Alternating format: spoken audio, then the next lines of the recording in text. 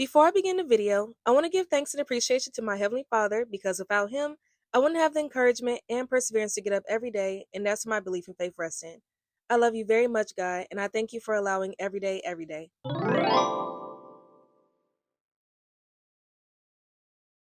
Hey dudes and dudettes, I hope your day is going just as sublime as your face. Welcome to my channel, Girly Cinema, where I give my opinion and analysis on movies and TV shows, and I will be discussing feminine advice and lessons through film and TV, and how it can ultimately help you in self-growth and self-improvement you can use in your daily life. Let's get cozy and grow together one girly scene at a time. In today's video, I will be talking about Wicked Part 1 and 2, and how Elphaba deserved better for herself. While opinions are more than welcome, however, there are boundaries of having opinions which can be harmful. Please keep it respectful, insightful, and tasteful in the comment section if you do decide to comment down below, and the world will continue to be a beautiful place for everybody. Now, with that being said, let's unpack this video. So I watched Wicked for good, and here are my thoughts on it.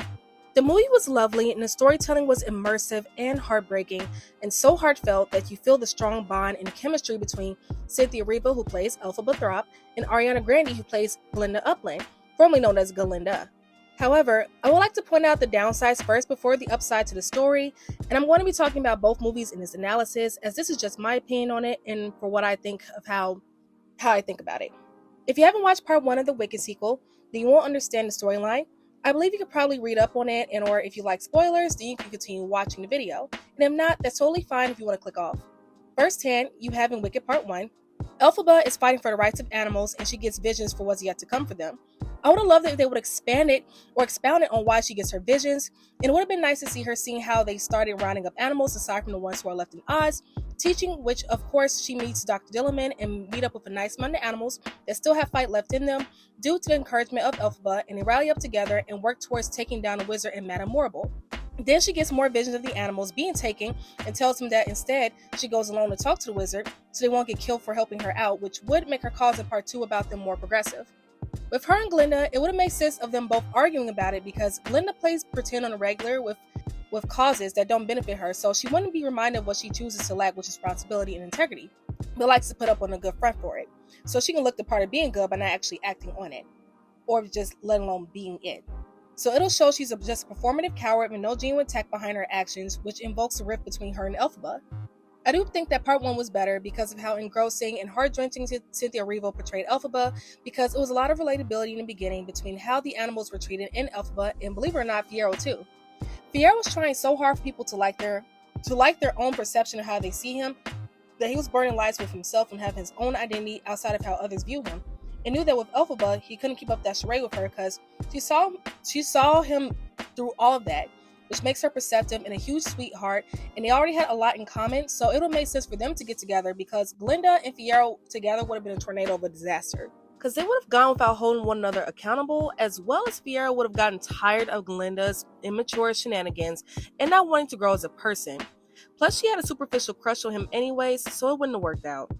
And Madame Morrible hated Glinda, and Glinda was willing to put up with her mistreatment if it meant she could finally feel like a somebody and gain external validation to replace internal validation she didn't have within herself. And she got a taste of her own medicine from Madame Morrible with how she treated Elphaba. I would have loved it in part 1 that we would have seen some scenes of Fiyero and Elphaba to be together because they were soulmates and have excellent chemistry, but it wasn't enough screen time with them so we could see where their growth and development form. And if the movie was 3 hours long, I would have sat through that. I'm just speaking for myself. And the storyline was that interesting where you'll watch it again and again for that. And I would have liked more screen time for Bach and Nessa as far as their development as characters, because they were both equally annoying and in a way. And Bach was a huge coward and intimidated by Elphaba because she's a girl that can do it better than him, because he and Nessa have literally were insecure people who didn't want the smoke from their accountability, so they needed to blame Elphaba to help themselves feel better about themselves. So Nessa Rose getting killed by Dorothy's house is like, right, that was her consequence to her own actions, and Bach getting turned to a Tin Man, tough break for him, but he should have been tougher. They should have kept Elphaba and the gang hanging out together as a group in part 1, which would have made it more heartbreaking with how things fall apart for what unfolds in part 2. They should have given more screen time to Fanny and Shinshin. I'm sorry if I said their names wrong. They were a chaotic duo, and it would have been really nice to see them grow with Glinda and realize how they have a part to play and hold themselves accountable for how irresponsible and how they viewed and treated Elphaba. and to come to the aid of Elphaba and how they could spread the word of odds about the wizard being a fraud because they were limited to just being Glenda's lackeys when they could have expounded on them more as well. Now, Madame Morrible shouldn't have sung that. Madame Morrible shouldn't have sung. They should have just had it where she just menacingly talked anytime it was her cue to do so while the music is going. That isn't her strong suit. Her strong suit is being an antagonist against Elphaba, and that's who should have had a showdown together because that's who jacked up her life. And it would have been cool after defeating her that she gets Madame Morrible to clear her name across Oz, and that would stop the angry mob and Elphaba and Fiyero can marry. But that will overall go against the theme of Wicked with her being unwicked, so the flying monkeys can take her after their showdown. Because the wizard allowed Madame Morrible to carry on the way that she did because he was an out-of-touch, lazy antagonist and really just didn't care. He really just didn't care. He was loopy and bonkers, and he didn't want to be found out. He just needed a better excuse to cover up his irresponsibility, and that's all there is to him. Fiyero really came through for Elphaba, and he was such a man, and they were the sweetest soulmates, and they looked good together. And their moments were sincere and so sweet and heartfelt, and the chemistry was on point. And Elphaba looked so good throughout this entire movie, like she just ate. You can tell she bloomed even more compared to part 1 with how she thought this would be a better outcome for her ultimately choosing herself at the end. And she needed this, as well as Fiyero. A long overdue vacation away from other people's problems. Elphaba was just exhausted, and it was better off that she left everything alone and finally focused on herself.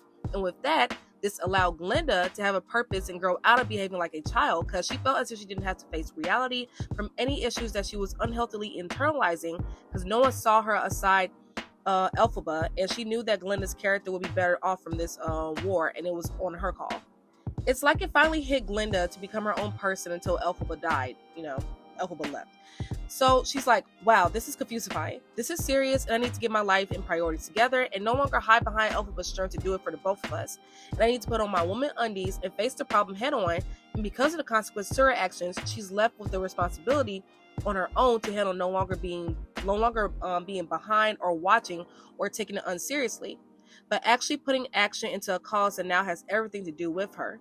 And it always had everything to do with her. She just chose to ignore it on purpose because she was being insecure and selfish and childish. And for that, she redeemed herself.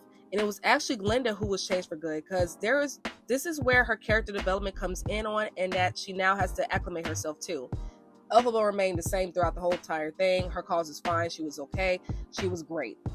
There was nothing that needed to be changed about Elphaba. The only one that needed to change was just Glenda. And that had to happen with her leaving the way that she did, and I'm glad it did. Overall, Elphaba had the better ending, and she is chilling with Fiyero, but Glenda isn't at peace and is now made up to put up with her ending that she actually caused against herself, and Elphaba and Fiyero no longer have to deal with any of the idiots from Oz because everybody was ridiculous. So it worked out for the best with them leaving from Oz to the land beyond Oz, who were honestly never for them to begin with.